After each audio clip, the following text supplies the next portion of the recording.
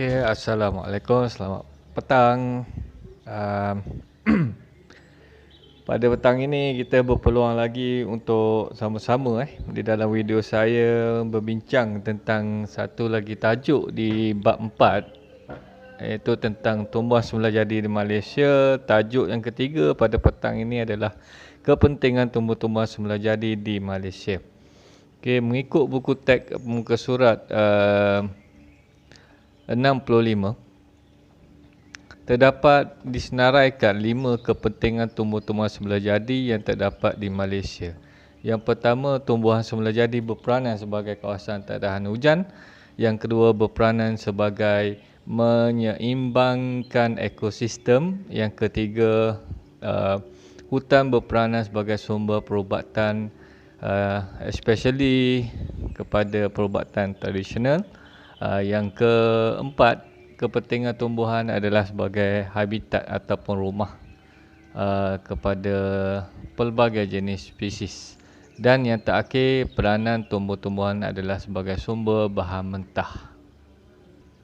Okey, kita pergi dulu kepada peranan yang pertama adalah kawasan tahan hujan. Hutan berperanan sebagai kawasan tahan hujan. Adakah di sini di dalam hutan terdapat baldi ataupun bekas yang boleh mengisi air? Sama-sama kita lihat dan cuba kita bincangkanlah. Hutan bertindak sebagai span. Di dalam ni, dalam buku teks anda boleh tengok hutan dianggap sebagai span yang berongga, yang menyerap air serta mengalirkan air ke sungai, empangan, kolam dan tasik. Hutan di kawasan tanah tinggi penting sebagai kawasan tahan hujan. Air yang diserap ke dalam hutan, ke dalam tanah ditapis secara semula jadi dan menjadi air yang bersih. Contoh kita boleh tengok di semua banjaran yang adalah di Malaysia, contohnya di banjaran Kapuas Hulu ataupun di Taman Negara Royal Bloom di Perak. Okey, pada gambar raja ini anda boleh saksikan ini adalah satu contoh gambar raja berkaitan dengan kawasan hutan di sebuah lereng, di mana di bawahnya terdapat air laut, terdapat sungai. Dan di manakah span yang dikatakan span berongga yang dikatakan terdapat dalam hutan kita?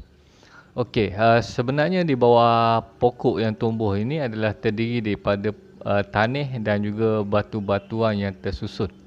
Okey, so yang dikatakan kawasan tahan hujan adalah di bawah pokok ini, di bawah hutan ini. Kita ada kawasan batu-batuan yang berongga, dan bila hujan turun, air ini akan dibawa masuk melalui liang-liang pori yang terdapat pada permukaan tanah, yang kita panggil dia proses susupan ataupun infiltrasi, pergi ke kawasan aquifer. Aquifer ni adalah kawasan berbatuan yang berfungsi secara semula jadi menyimpan air. Manakala lebihan air hujan yang turun akan disalurkan terus ke sungai, ke tasik, ke paya dan terus ke laut. Okey. Inilah yang dikatakan peranan hutan sebagai kawasan tahan hujan. Mari kita tengok satu video. Video ni dirangkamkan oleh orang yang berada di sekitar kawasan hutan, di kawasan berbukit ataupun pegunungan, di mana video ini diambil selepas waktu hujan. Kalau kita dapat flashback balik, okey, ini adalah keadaan permukaan tanah apabila berlakunya hujan, iaitu tanah akan menjadi lembap dan mempunyai kawasan berair tapi sedikit, dan ini kita katakan lebihan air daripada aquifer ataupun span berongga tadi yang tak dapat masuk ke dalam tanah dan dia bertakun di permukaan bumi. yang kita panggil dia larian air permukaan. Okey, ini adalah video selepas hujan, di mana kalau anda boleh saksikan, nampak ini adalah anak sungai, okey, ataupun jeram, ataupun kalau besar sikit kita panggil dia air terjun, di mana video ini selepas hujan, sepatutnya air keruh. Tetapi tengok airnya masih lagi jernih. Okey, ini yang menunjukkan bahawa hutan berperanan sebagai menapis. Air diserap ke dalam tanah, ditapis secara semula jadi menjadi air yang bersih. Kita balik tengok video tu, walaupun selepas hujan, keadaan air yang mengalir di dalam jeram ni, anak sungai ni masih lagi jernih. Okey, inilah peranan yang dimainkan oleh tumbuhan semula jadi sebagai kawasan tadahan hujan. Okey, peranan yang kedua dimainkan oleh tumbuh-tumbuhan semula jadi di Malaysia, yang kedua adalah hutan berperanan sebagai menyeimbangi ekosistem. Okey, ekosistem adalah saling kebergantungan antara komponen biotik dengan komponen abiotik. Okey, saya ulang balik. Di dalam ekosistem terdapat dua komponen yang membentuk sebuah ekosistem. Yang pertama adalah komponen daripada biotik. Biotik ni adalah benda hidup. Kalau kita ambil contoh ekosistem hutan khatulistiwa, biotik dia terdiri daripada tumbuh-tumbuhan hijau dan juga pelbagai spesies binatang lah, ataupun spesies haiwan. Manakala komponen yang kedua membentuk ekosistem adalah daripada abiotik. Abiotik ni adalah benda bukan hidup. Bukan benda tu mati, tidak. Benda tu memang tak bernyawa, tak pernah bernyawa lah. Untuk ilmu geografi, abiotik ni terdiri daripada batuan, boleh tengok batuan, air dan satu lagi tanah lah. So, gabungan di antara biotik benda hidup dengan abiotik benda tak hidup ini membentuk satu ekosistem. Kalau kita bercakap tentang hutan khatulistiwa, so tumbuh-tumbuhan hijau, haiwan, batu-batuan, air, hujan dan juga tanah membentuk satu kombinasi yang kita panggil dia ekosistem hutan hujan tropika. Okey.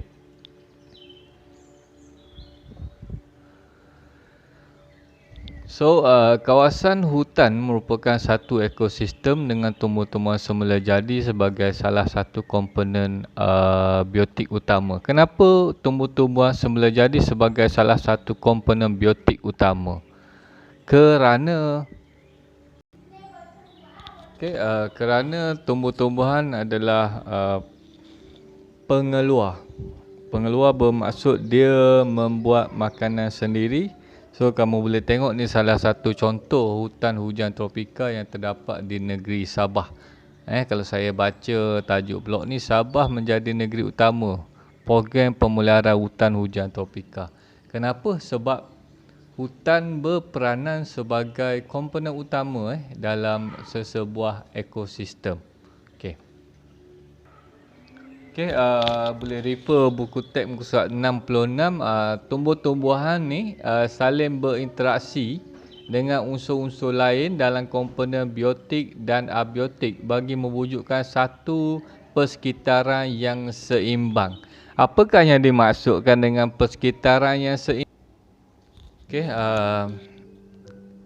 ini antara satu contoh macam mana keseimbangan itu berlaku. Di dalam sebuah ekosistem kita terdiri daripada beberapa tingkat kalau berkaitan dengan aliran tenaga, kita ada beberapa tingkat.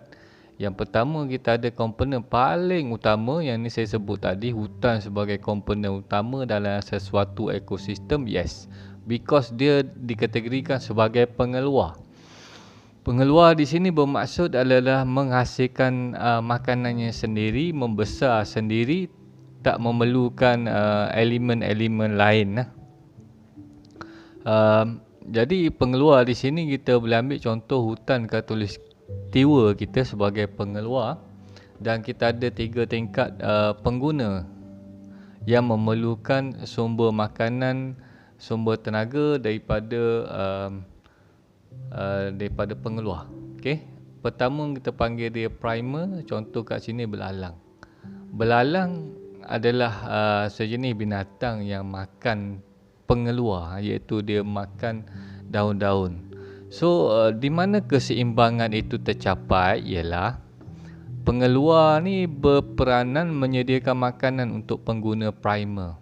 Seterusnya, dengan adanya primer yang banyak yang hidup di dalam ekosistem, akan ada yang kedua iaitu sekunder, di mana contoh kat sini kita ambil katak yang makan serangga seperti belalang tadi, dan begitulah pengguna tertier yang paling atas iaitu seperti ular yang memakan katak. Okey. Jadi dengan ini maka wujudlah satu keseimbangan ekosistem. Bayangkan kalau pengeluar ni tak ada, ataupun hutan itu mengalami proses pembalakan yang dahsyat, pembalakan haram ataupun penyahutanan yang dahsyat, maka pengeluar tiada. Ini akan mengganggu pengguna seperti belalang tadi. Jadi wujudlah satu ekosistem yang tidak seimbang di situ apabila tiada pengeluar di situ. Okey, contoh di mana kita boleh melihat keseimbangan ekosistem ini berlaku di negara kita banyaklah, especially di kawasan taman negara, hutan simpan. Contoh dekat sini Taman Negara Bako. Okey, ini adalah Taman Negara Bako, Bako National Park. Okey, ni daripada Google Map dengan versi satelitnya. Okey, kamu boleh tengok. Saya kecilkan sikit. Okey. So ini adalah kawasan hutan simpan taman negara kita, iaitu Taman Negara Bako. Okey, kalau kita boleh tengok gambar dia. Boleh tak tengok gambar dia?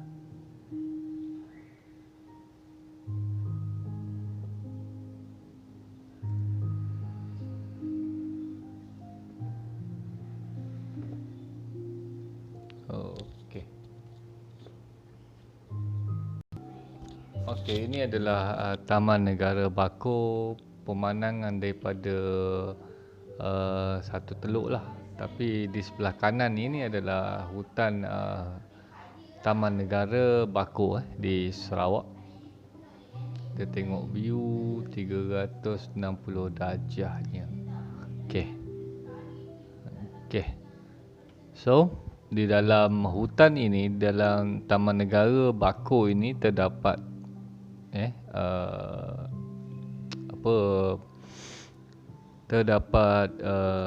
satu ekosistem yang seimbang, di mana ada pengeluar dan ada penggunanya. Okey, ini contohlah gambar untuk Bako National Park di Sarawak. Okey, ini gambar. Sangat cantik. Dan kita perlu menjaganya sebagai warisan negara untuk generasi yang akan datang. Okey, ini antara contohlah. Nation Park ini adalah kawasan yang boleh kita lawati, tapi perlu mematuhi syarat-syarat yang ketat lah, yang dikawal selia oleh Jabatan Perhutanan Negeri Sarawak. Okey. Okey, seterusnya peranan yang ketiga yang dimainkan oleh hutan semula jadi yang terdapat di Malaysia adalah membekalkan sumber perubatan. Okey. Banyaklah tumbuh-tumbuhan yang terdapat di hutan kebanyakannya boleh digunakan dalam bidang perubatan. Sama ada kita menggunakan akar pokok tu, menggunakan kulit pada batang pokok, daun pokok, ranting pokok, buah daripada pokok, okey, menjadi ubat-ubatan. Dan ini terkenal di kalangan orang-orang lama lah. Tak kisahlah Melayu ke, Cina ke, India ke, masing-masing ada cara untuk menggunakan tumbuhan semula jadi ni sebagai ubat-ubatan. Cara dia sama ada rebus. Biasa kebanyakan saya jumpa rebus lah. Rebus ataupun mengamalkan dengan memakan daun atau berpucuk. Okey. Contoh kat sini terdapat dalam buku teks, dia bagi beberapa jenis contoh tumbuhan semula jadi seperti tongkat ali, sembung, senduduk, pegaga, keremeh. Ni saya percayalah kalau pegaga ni biasa kamu tengok di pasar-pasar ada jual. Tongkat ali biasa dengar tapi mungkin tak pernah tahu macam mana proses nak mendapatkan dia. Okey, mari kita tengok satu video tentang tongkat ali hutan Malaysia. Okey.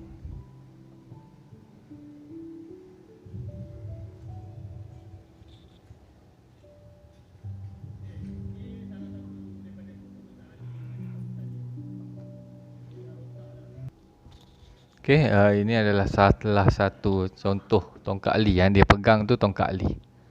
Yang ni bukan, ni iklan. Okey, yang ni tongkat ali.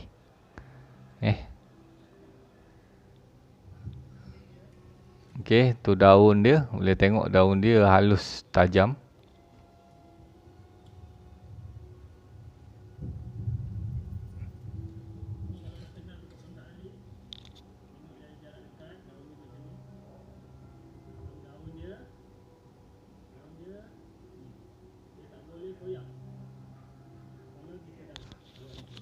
Daun dia tak boleh koyak walaupun digumpal-gumpal. Nampak?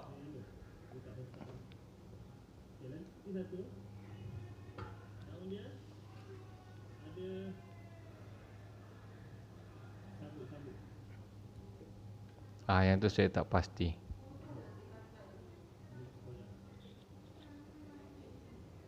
Okey, tu daun dia. Kita tengok macam mana dia ambil tongkat ali ni.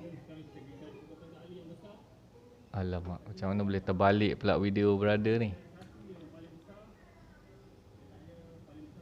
Okey ni.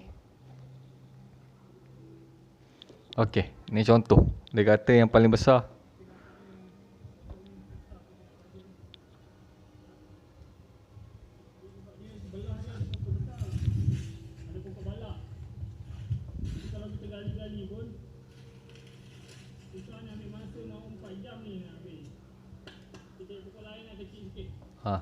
Dia kata nak ambil yang ni tak boleh pasal pokok ni berada dekat pokok balak. Okey. Okey bang, sembang juga bang, abang gali.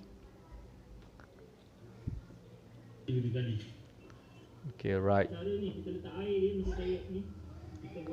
Yang di bawah tu lah dipanggil tongkat ali. Akar dia tu berguna untuk perubatan.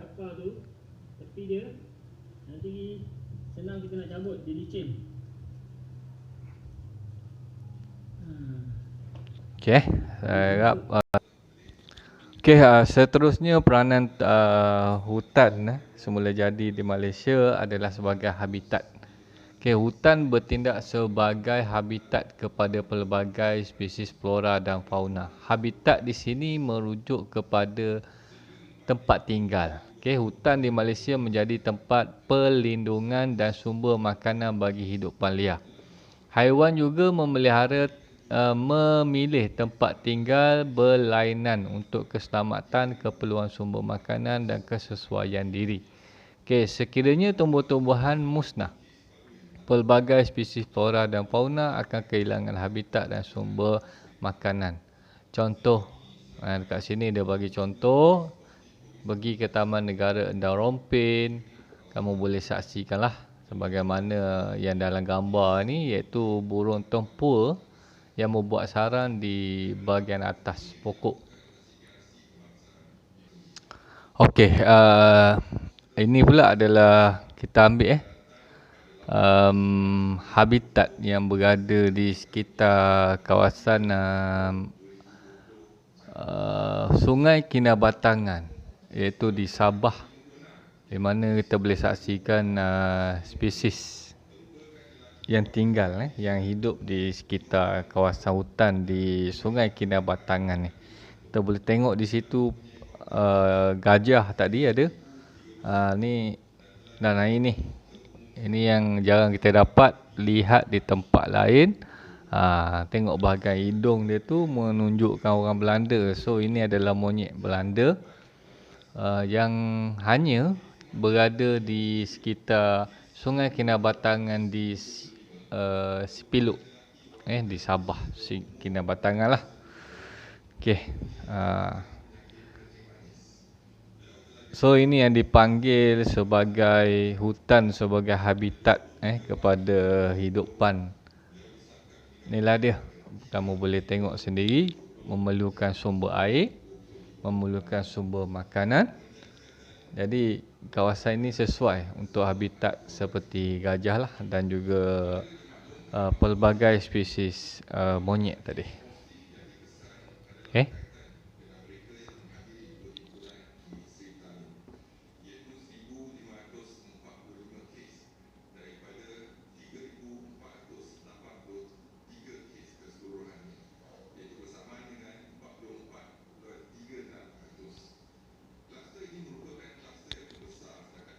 Okey, seterusnya peranan yang terakhirlah untuk kita bincang sebelum saya tamatkan video pada petang ini adalah sumber bahan mentah. Hutan berperanan membekalkan sumber bahan mentah untuk industri-industri lain. Sama ada industri membuat perabot, sama ada industri kraftangan. Sumber dia tu, bahan mentah dia tu datang daripada hutan. Okey, hutan adalah penting sebagai bahan mentah untuk membekalkan sumber kayu balak dalam industri membuat perabot. Buluh dan rotan digunakan dalam industri membuat kraftangan dan perabot. Kayu bakau dijadikan sebagai bahan api dan bahan binaan, iaitu cerucuk untuk tapak pembinaan kerana sifatnya yang tahan air. Okey, mari kita tengok satu contoh lah, iaitu hutan paya air masin. Tumbuhan utama di hutan paya air masin adalah pokok bakau. Di mana pokok bakau ini dijadikan bahan mentah untuk bahan api ataupun membuat cerucuk untuk pembinaan. Okey. So ini adalah gambar di sekitar kawasan paya bakau. Pokok dia nampak bukan kecil, besar. Okey, ini adalah contoh pekerja lah yang tengah menebang pokok kayu bakau. Okey, ini laluan dia untuk bawa kayu bakau pergi ke tempat pemprosesan ataupun tempat berkumpul. Okey, right.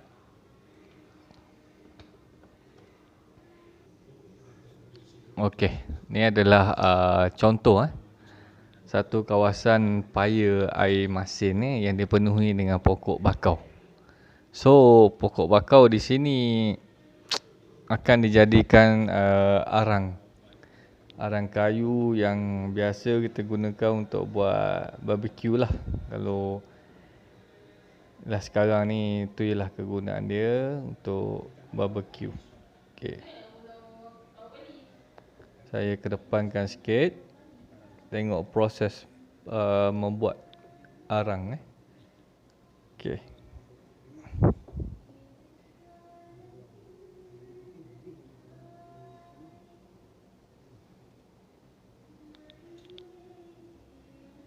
Okey, ini yang dikatakan sebagai hutan sebagai sumber bahan mentah, inilah dia. Kayu-kayu bakau tadi dikumpul, dimasukkan dalam relau lah, ataupun oven untuk pemanasan. Okey, sehingga last nanti dia akan jadi ini. Dibakar dan akhir sekali jadilah arang. So arang ini akan dipacking, dimasukkan ke dalam guni lah, mengikut saiz yang dikehendaki. So jelas di sini hutan tu sendiri berperanan membekalkan sumber bahan mentah. Okey, ini adalah contoh kayu daripada hutan dijadikan perabot, dijadikan bahan-bahan hiasan begitu cantik. Okey. Cantik dan harganya pada saya tidak ternilai lah, sebab hutan ni memerlukan ratusan tahun baru. Okey, ni contoh contoh yang perabot yang menggunakan bahan daripada hutan kita. Okay.